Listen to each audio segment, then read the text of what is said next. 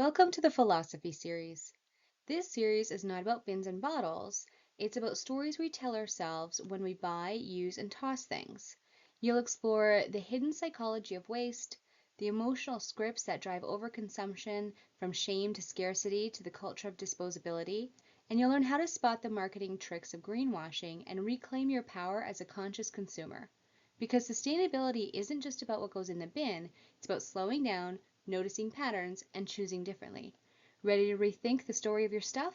Let's get started with Module 1, The Psychology of Waste.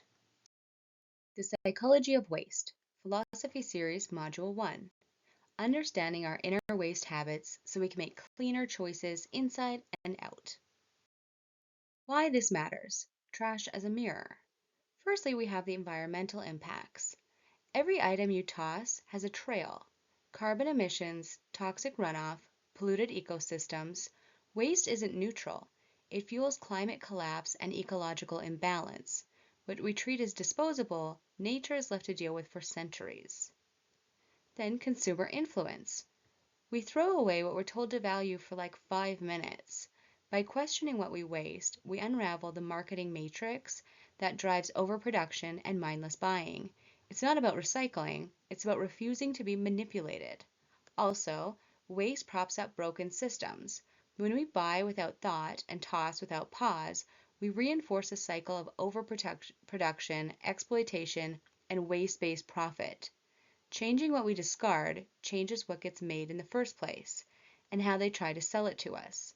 We change our values, it makes them change theirs too. We have way more power than we realize. Waste is resources. That garbage item, it took water, energy, labor, and raw materials to exist. When we waste, we discard all of that effort and pretend there's more where that came from, even when there really isn't. No object is just garbage. It's built from mined materials, minerals, extracted oils, harvested forest, and human labor. Throwing it away means wasting all of those inputs, often from communities already stretched thin. Personal empowerment. Learning why you toss something puts the power back in your hands. You stop feeling like a cog in a broken system and start seeing your choices as tools for change. Waste isn't external, it's internalized, and breaking that habit is a liberation. Waste teaches us that we are powerless, but we're not. Every reused, repurposed, or refused item is a quiet rebellion. Choosing differently is one of the most direct, tangible forms of everyday activism. And then there's always the question we never want to face: waste inequality. Who gets to waste, and who lives in the waste? It simply does not have to be this way. Finally, mental load. Every time you wonder, can I recycle this, and then give up, that's brain clutter. Wasted confusion adds invisible stress and decision fatigue, especially when the rules keep changing. Living in a throwaway culture messes with your head. The chaos of clutter, the shame of waste, the confusion of what goes where, it's exhausting. Changing our relationship with waste clears not only our homes, but our minds. Philosophy and the emotional layers of waste. Shame and perfectionism. We live in a culture that treats mistakes, like failures and flaws, like contamination. From broken toasters to wrinkled shirts, we're told that imperfection equals unworthiness. And that messaging sticks to our stuff and to ourselves, consciously and subconsciously. If we grew up being punished for mess, corrected for creativity, and shamed for not measuring up, then discarding something becomes safer than being seen as less than. We don't just get rid of things, we eject reminders of our own perceived inadequacies. Perfection is a trap dressed as a virtue. It makes us chase some imagined flawless version of life where nothing is chipped, broken, or outdated, and that version doesn't exist. Kintsugi shows us a different way. The Japanese art of mending broken pottery with gold honors the break as part of the story, and we can do that with anything. Fixing, reworking, or just accepting what's imperfect isn't just possible, it's more personal, more beautiful, and way more fun. Imperfection isn't failure, it's an invitation. So next time something breaks, pause. Don't default to the bin. Grab glue, a thread, some paint, or even just a Sharpie, and try a playful fix. Call it your own version of kintsugi, not to restore it to new, but to celebrate that it lived, broke, and kept going, just like us. Identity and waste. Your garbage tells a story, not just what you bought, but what you believe. Are you constantly tossing convenience wrappers because your life is too chaotic to cook? Donating clothes that don't fit the version of yourself you hope to become? Keeping broken electronics because they represent goals or guilt? Waste isn't just physical, it's personal. The things we discard reflect what we value, what we fear, and what we're avoiding. A landfill isn't just a pile of trash, it's a cultural mirror. Our individual waste stream says something about our priorities, our privileges, and our pain. This isn't about shame, it's about curiosity. What would somebody learn about you by what you throw away? And does that story match the one you want to be living? Take one day trash inventory. At the end of the day, look at what you tossed, not to judge, but to observe. Is your waste aligned with your values? What would you change if it was? Disposability culture. We didn't always live like this.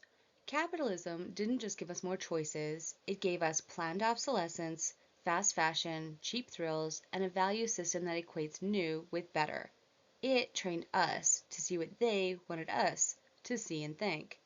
That convenience should be a right, durability is boring, and slowness is failure. And it didn't stop at products. We cycle through jobs, trends, even relationships with that same impulse of next. Disposability culture didn't happen by accident. It was designed. Media, advertising, and market logic merged to create a world where permanence is a liability. If you keep it too long, you're behind. But this mentality is exhausting and it's unsustainable. Culture should reflect what we believe, not what can be sold to us over and over again. What are your true values? Reclaiming that begins when we stop letting capitalism define our worth. Challenge that upgrade reflex. Next time you're tempted to replace something, ask, is it broken or just old? Could it be repaired, restyled, reimagined, or simply left alone? We don't need to buy our way into worth. We already have it. Scarcity versus abundance. Scarcity isn't just about stuff, it's about safety. Somewhere deep in our bones, a whisper still echoes from a time when waste not, want not wasn't just a saying, it was survival. For many of us, that whisper got louder through generational trauma. Our grandparents and great-grandparents lived through the Depression. Our parents and great-grandparents internalized frugality as morality. And we inherited a world of clutter and confusion. They taught us to keep things just in case, to stock up, to avoid waste, to make do. And now we live surrounded by stuff that we don't use, cycling between hoarding out of fear and purging out of shame. The garage, the junk drawer, the fridge full of expired sauces, it's not just clutter, it's emotional residue. The cultural pendulum swings violently, first towards overconsumption and then back to aggressive minimalism. But both extremes are rooted in fear. Fear of not having enough or fear of being seen as too much. And these industries we trust prey on that fear. Storage companies, organizing gurus, even big box sale events, they all feed the illusion that if we just manage our stuff better, we'd feel free.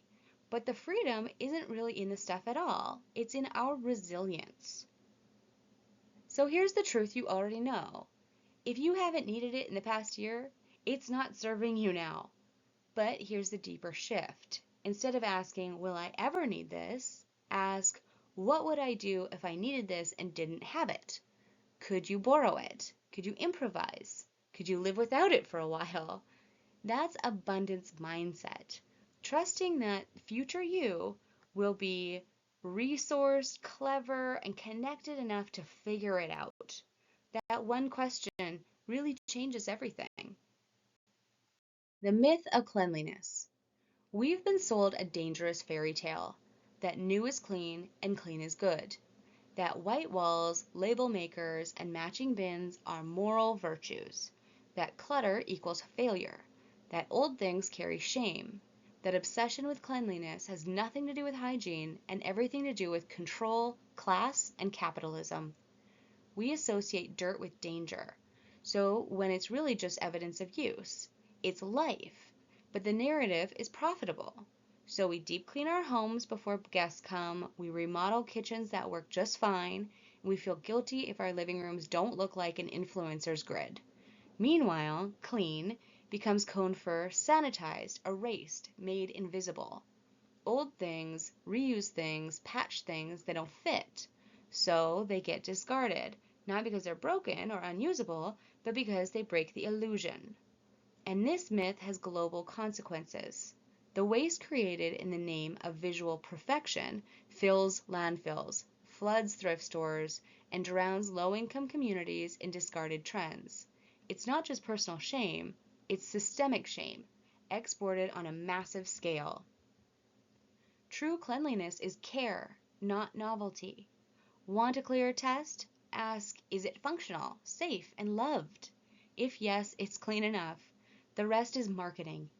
Every time you reuse something, every time you patch or polish instead of replace, you're not being cheap or lazy. You're dismantling a billion-dollar lie with your bare hands. Practical breakdowns. Spot the script and change the habits. 1. Emotional inventory. Get honest with your habits. Are you cleaning because the mess actually bothers you or because something else does? Stress cleaning, guilt donating, closet dumping because life feels overwhelming. It's not judgment, it's recognition. When we understand the emotions behind our disposal habits, we can pause the autopilot. Ask yourself, why am I throwing this out? Is it because I want it to make me feel lighter or feel more in control? Or is it reminding me of something I don't want to deal with? Next time you're about to purge, name the feeling. Ownership starts with awareness. 2. Micro mindset swaps. Instead of I don't need this, try can this serve someone else? It's a small shift, but it pulls us out of a selfish loop and into a shared world. Instead of I already have too many mugs, ask could this mug be perfect for someone else's start from nothing kitchen? Say the new thought out loud. It helps your brain believe it's real and lets your vocabulary change your reality. 3. Delay the dump. The 24-hour hold box. Anything that isn't perishable, give it a 24-hour timeout.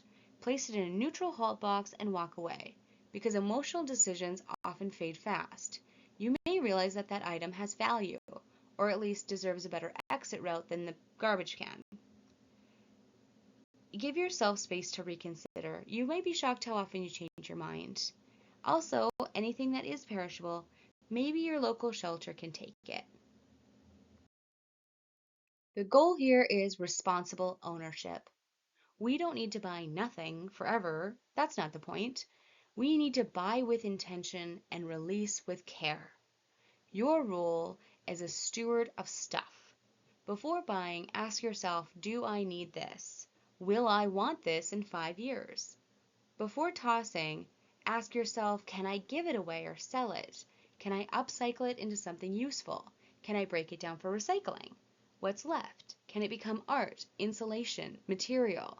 This mindset protects your wallet, your space, your planet, and your sense of self-respect. Once we choose to bring something into our lives, it becomes our responsibility. How we use it, how we let it go, and the story it leaves behind.